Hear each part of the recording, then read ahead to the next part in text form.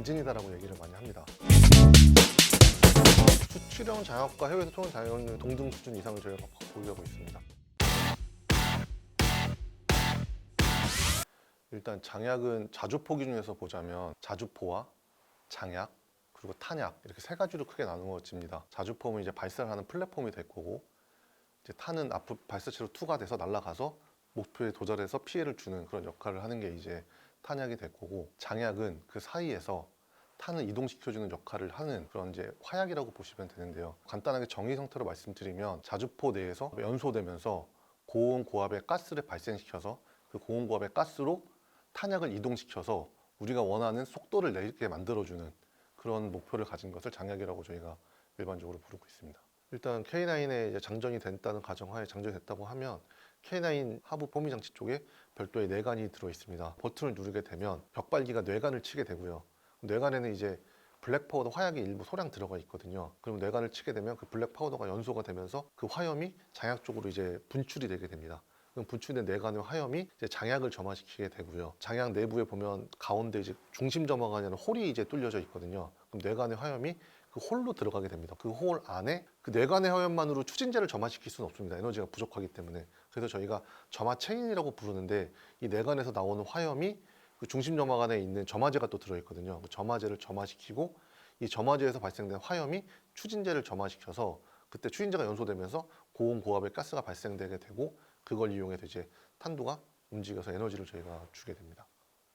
예, 거의 동일하다고 보시는 게 맞을 것 같아요. 미리수가 같다. 155mm면 155, 왜냐하면 서로 교체 사용을 할 수 있게 개발을 했기 때문에.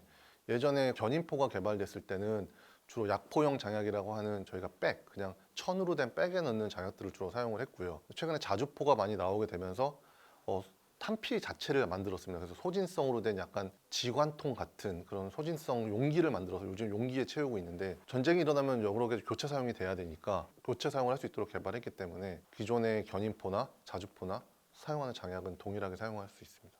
저희가 일반적으로 접하는 화약이라고 하면 보통 TNT, RDX가 대부분 고폭 화약을 지칭을 합니다. 고폭 화약은 주로 어디 사용되냐 하면, 저희가 탄두, 투발체에 저희가 앞에 충전을 해가지고 목표에 도달했을 때 폭발하면서 뭔가 피해도를 늘릴 수 있게 그렇게 개발되는 게 보통 고폭 화약이고요. 이런 것의 특징은 되게 빠르게 연소되는 게 특징인데, 저희가 장약에 사용되는 화약은 좀 저성능의 장약을 사용을 합니다. 저성능이라고 하면 이유가 뭐냐면, 장약은 저희가 목표로 한 탄속을 내기 위해서 되게 균일하게 타줘야 돼, 연소 특성을 가져야 되거든요. 폭발을 하게 되면 이제 자주포 내부가 견딜 수 없거나 무장이 파손될 수 있기 때문에 천천히 연소되면서 압력을 천천히 끌어올려서 특정 압력 내에서 유지해 주는 게 제일 중요한 특성을 가지고 있습니다. 그래야지만 그 목표로 한 탄속이 나오고, 그 목표로 한 탄속이 나와서 목표로 한 사거리에 떨어지게 되거든요. 그렇기 때문에 추진제에서 사용되는 화약들은 주로 니트로셀룰로스, 니트로글리세린 혹은 니트로구아니딘 같은 약간의 저성능, 물론 니트로글리세린 같은 경우는 좀 고에너지 물질이긴 하지만 좀 이런 세 종류의 화약들을 적절히 조합해서 이거의 특징은 또 특정한 형상을 만들어낼 수 있거든요. 특정한 형상을 만들어낼 수 있다는 건 탈 때 나오는 가스 발생량을 조절을 할 수가 있습니다. 그걸 조절하게 되면서 탄두에 일정한 에너지를 균일하게 줄 수 있는 그런 특성을 가지고 있습니다. 저희가 과거에 흑색 화약이라고 하는 블랙 파우더를 많이 사용을 했습니다. 거의 조선시대 뭐 신기전 이런 데 들어갔던, 저희가 영화에서 나왔던 그건 썼던 화약들인데, 대략 한 9세기, 10세기 정도 개발이 돼가지고 최근까지도 사용은 하고 있습니다. 메인 화약은 아니지만 보조 화약으로 사용을 하고 있는데, 이 블랙 파우더를 되게 오랜 기간 사용을 했어요. 저희가 최근 한 18세기, 뭐 19세기까지 사용을 많이 했으니까 사용을 하다가 18세기 정도에 이제 개발된 화약이 이제 니트로셀룰로스라는 화약입니다. 니트로셀룰로스는 면약솜이라고 생각하시면 돼요. 저희가 실제로 쓰는 솜 같은 데다가 화약 에너지 물질 만든 화약이 바로 니트로셀룰로스입니다. 솜에다가 질산기를 붙여서 니트로셀룰로스라는 화약을 만들게 되는데, 이 화약이 어떻게 보면 저희 추진제 입장에서는 되게 혁신적인 그런 화약 중에 하나인데, 그 이유가 뭐냐면 기존의 화약들은 저희가 형상을 만들어낼 수가 없었습니다. 그냥 만들어지면 만들어진 대로 그냥 가루면 가루, 입자면 입자 형태로 그냥 써서 그냥 사용하는 화약들이었는데, 그렇기 때문에 입자 크기가 달라지면 성능이 좀 뒤죽박죽이거든요. 예를 들어 종이를 가루내서 태우는 것과 종이 한 장을 태우는 건 속도가 다르거든요. 잘라서 태우는 것과. 그거 마찬가지인데, 우리 형상을 조절해 주는 게 매우 중요한데, 그 과거에는 그런 걸 조절할 수 있는 화약이 거의 없었습니다. 근데 니트로셀룰로스라는 화약은 특정한 용제에 녹이게 되면 형상을 만들 수 있는 특성을 가지게 됩니다. 일종의 놓여서 약간 끈적끈적한 약간 고무차륵 같은 고무 같은 느낌이 좀 나거든요. 그렇게 되면 그거를 저희가 일정한 프레싱을 한다거나 압출을 통해서 저희가 원하는 형상을 만들어낼 수 있고, 이 형상을 만드는 것 자체가 저희가 연소 패턴을 조절할 수 있는 특성을 가지기 때문에 이게 개발되면서 저희가 자주포도 같이 어느 정도 시작이 됐다고 생각하시는 게 맞을 것 같습니다. 뭐 여러 가지 방법이 있습니다. 양으로 조절할 수도 있고, 크기로 조절할 수도 있고, 형상으로 조절을 할 수도 있습니다. 저희는 크게 얘기하는 게 첫 번째는 형상이고요. 여러 가지 형상들이 있는데 첫 번째는 구의 형상들이 있고, 원통형, 그냥 원기둥 형태로도 만들기도 하고요. 이 원기둥 형태 가운데 연탄처럼 구멍을 내기도 합니다. 구멍을 한 개를 낼 수도 있고, 7개를 낼 수 있고, 19개를 낼 수 있습니다. 이 구멍의 개수에 따라서 특성이 달라지고요. 이렇게 특성을 달라지게 되면 그게 결국 자주포나 어떤 무장책에 들어갔을 때 연소되는 특성이 달라지기 때문에 그 성능에 영향을 주게 되는 특성들을 가지고 있습니다. 일단은 뭐 약포 장약, 백차지라고 보면 약포 장약과 저희가 이제 모듈러 장약이라고 부르는 그런 모듈 장약이 저희가 두 가지 정도로 가지고 있는데, 가장 큰 차이점은 추진제라고 하는 그 주요 메인 화약을 담아두는 케이스의 차이라고 보시는 게 맞을 것 같습니다. 케이스가 천으로 된 백이냐, 그럼 약포 장약이라고 부르고 있고요. 그거를 담아두는 케이스가 토진탄피라고 불리는 연소성 화약이 있습니다. 그거는 저희가 용기처럼 동그란 원통형의 용기처럼 돼 있거든요. 그 용기에 넣고 그 화약으로 된 뚜껑을 닫아가지고 케이스 형태로 만들게 되면 그게 모듈러 장약이라고 저희가 부르고 있고요. 저희가 처음에 과거에 대략 19세기 초반 정도부터 시작해서 백차지부터 약포 장약부터 개발이 시작됐고요. 이 개발된 약포 장약이 점점 현 시대로 오면서 모듈러 장약의 단위 장약으로 지금 발전을 하고 있습니다. 근데 이제 단위 장약 쪽의 장점은 뭐냐 하면 아무래도 취급성이 더 향상됐고요. 약포 장약보다는 단위 장약으로 오게 되면서 조금 더 이제 아무래도 동일한 형태의 장약들이 여러 개를 쓰게 되거든요. 그렇게 되면서 재고 측면이나 혹은 운용 측면에 되게 장점을 많이 가지고 있기 때문에 저희가 최근 약포 장약에서 이런 모듈러 장약 쪽으로 많이 발전을 해오고 있습니다. 약포 장약은 대부분에 보면 밑에 아까 빨간색의 저부점화제라는 부분들을 가지고 있습니다. 약포 장약은 이게 저부점화제가 꼭 있어야 되거든요. 저부에서 큰 에너지를 발생시켜서 그 에너지로 앞에 있는 추진제를 점화시키는 그런 패턴을 가고 있는데, 그러다 보니까 뭔가 조합을 가져갈 수가 없습니다. 약포 장약은 한 발이 탄약 한 발을 쏠 수 있다라고 생각하시면 될 것 같고요. 약포 장약도 보시면 이제 한 덩이로 된 약포 장약이 있고요. 반면에 이렇게 여러 개의 약포가 이어진 장약도 있습니다. 하지만 이거는 여러 개로 이어졌다고 해도 약포를 떼어내면 이건 다 버려야 되는, 폐기해야 되는 장약들이고요. 그래서 이제 저부점화제를 사용하는 시스템을 가지고 있고, 아까 모듈러 장약 같은 경우는 말씀드렸다시피 이제 중심점화관을 가지고 있다 보니까 중심점화관으로 점화를 하니까 저부점화제 따로 별도로 필요가 없거든요. 그러다 보니까 장점 중에 하나가 발생하는 게 똑같은 모듈을 레고처럼 조립해서 쓸 수가 있습니다. 6개가 있으면 4개 쓰면 2개는 뒀다가 다음에 쓰면 됩니다. 다른 장약과 같이 합쳐서. 그렇기 때문에 그런 운용성 측면에서 되게 장점을 가지고 있습니다.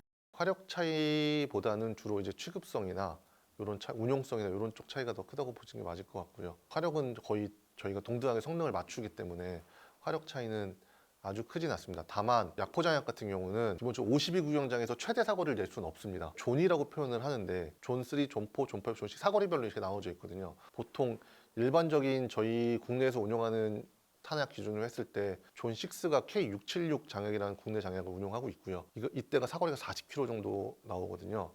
근데 백차지는 현재까지 국내에서 운용하는 거는 존 5밖에 운용을 하고 있지 않습니다. 이건 대략 사거리가 30km 한 초반 정도 나오고 있기 때문에 아직까지 그냥 백차지는 최대 사거리까지는 달성할 수는 없고요. 하지만 이제 과거에 개발되고 양산된 것들이 꽤 많기 때문에 현재 같이 운용을 하고 있습니다. 저희가 이제 추진제 조성을 개발할 때를 이제 말씀을 드리면, 저희가 추진제 조성은 크게 이제 단기 추진제, 다기 추진제, 복기 추진제로 저희가 추진제 조성 개발을 진행을 하고 있고요. 단기 추진제는 메인 화약이 니트로셀룰로스만 활용을 하게 되면 한 개만 썼기 때문에 단기 추진제라고 합니다. 니트로셀룰로스의 메인 화약을 하나 더 쓰게 되면, 주로 니트로글리세린을 쓰고 있는데 니트로글리세린에서 두 가지 화약을 쓰게 되면 복기 추진제가 되는 거고요. 그다음에 또 하나 니트로 구한지나 다른 또 고폭 화약들이 들어와서 쓰게 되면 다기 추진제라고 저희가 주로 이제 정의를 해서 사용을 하고 있습니다. 그래서 저희 각각의 조성에 대해서 그런 메인 화약을 선정을 하게 되고, 메인 화약에 대해서 추가적으로 가져야 될 특성들이 있습니다. 저희가 예를 들어 화염을 방지해주는 화염 방지제도 들어가게 되고요. 그다음에 장기간 저장할 수 있게 해주는 안정제도 들어가게 되고, 그렇게 해서 저희가 그런 것들을 첨가해서 추진제가 원하는 성능을 발휘할 수 있게 저희 개발을 하게 되고요. 마찰이나 정전기 쪽을 완화시키기 위해서 하는 작업들은 저희가 추진제를 생산하고 난 이후에 그래파이트를 코팅을 합니다. 그레이징이라고 하는데 그런 흑연을 저희가 외부에 코팅을 합니다.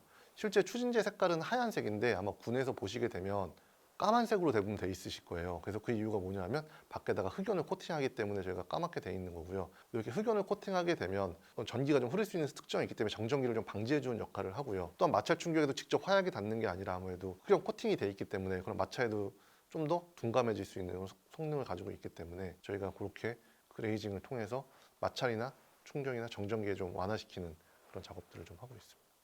별도의 수명적으로 설정하진 않는데 이제 군에서는 ASRP 프로그램이라는 걸 운영하고 있거든요. 장약이라는 게 보통 저희가 무기체계가 어느 거나 마찬가지지만 한번 만들어 놓으면 이제 성능을 다할 때까지 다 비축을 해놓고 사용을 하게 돼 있으니까 성능 특성을 확인할 필요가 있으니까 군에서 일정 주의가 되면 실제 다시 테스트를 통해서 사용할 수 있는 여부를 결정해서 추가로 지속 사용 여부를 결정을 하는 걸로 알고 있고요.